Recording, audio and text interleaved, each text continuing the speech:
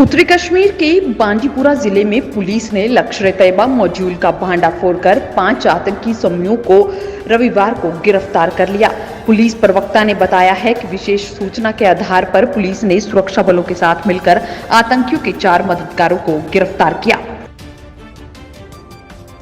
राष्ट्रीय स्वयंसेवक संघ के सरसंघचालक मोहन भागवत ने रविवार को नरवे महोत्सव के मौके पर कश्मीरी हिंदू समुदाय को वीडियो कॉन्फ्रेंसिंग के जरिए संबोधित किया।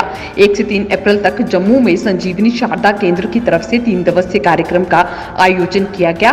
आपको बता दें कि इस दौरान मोहन भागवत ने कहा कि अब संकल्प पूर्ति का समय नजदीक है। अब की बारी अपनी मातृभूमि में ऐसे बसना है कि फिर कोई उजाड़ न सके।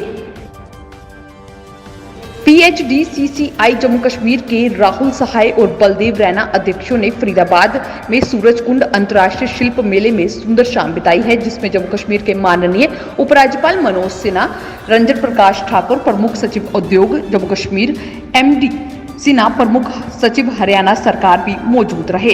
इस दौरान अगर बात की जाए तो बता दें कि ये 35वें सूरजकुंड अंतर्राष्ट्रीय शिल्प मेला 2022 के लिए विश्व यूटी जम्मू कश्मीर से जुड़े रहे। शिल्पकारों, हस्तशिल्प, हथकरघा को बढ़ावा देने के लिए दुनिया का सबसे बड़ा मेला, जिसमें 20 देशों के लोगों ने भाग लिया।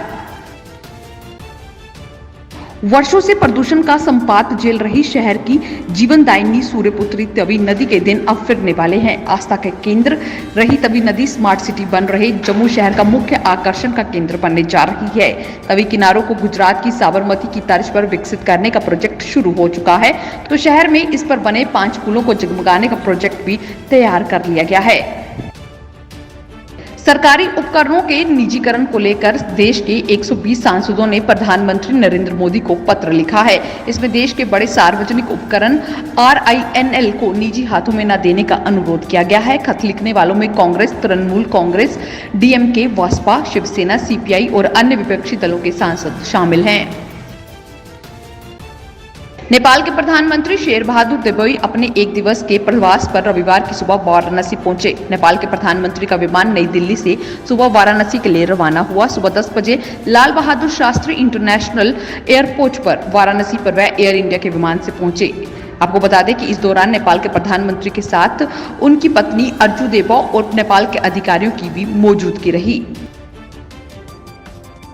केंद्रीय वाणिज्य मंत्री पीयूष गोयल ने रविवार को एक प्रेस वार्ता में भारत की अर्थव्यवस्था की बात की और इस दौरान हाल ही में आई फिल्म RRR का भी जिक्र किया। गोयल ने कहा, मुझे पता चला है कि RRR फिल्म शायद इस देश की सबसे बड़ी फिल्म बन गई है और 750 करोड़ रुपए से अधिक की कमाई कर चुकी है। इसी तरह मुझे लगता है कि भारत की अर्थव्यवस्था भी एक के बाद एक रिकॉर्ड तोड़ रही है। सूचना एवं प्रसारण मंत्रालय का ऑनलाइन पोर्टल प्रसारण सेवा पोर्टल सोमवार से औपचारिक रूप से काम करना शुरू कर देगा। केंद्रीय सूचना एवं प्रसारण मंत्री अनुराग ठाकुर इस सेवा की शुरुआत करेंगे। इसी के तहत सरकार की ओर से जरूरी किसी भी तरह की अनुमति और स्वीकृति प्रक्रिया पूरी तरह से ऑनलाइन हो जाएगी। भारत में भले ही कोरोना वायरस के मामलों में कम हो रहे हों, लेकिन कई अन्य देशों में यह फिर से तबाही मचाने लगा है। ग्लोबल मीडिया की रिपोर्ट के अनुसार चीन, अमेरिका, ब्रिटेन समेत कई ऐसे देश हैं जहां कोरोना संक्रमितों की संख्या में भारी इजाफा हो रहा है। आपको बता दें कि अगर स्थिति की बात करें तो स्थिति इतनी गंभीर हो गई है कि चीनी प्रशासन ने देश की वित्तीय राजधानी शंघाई में लॉकडाउन लगा दिया है।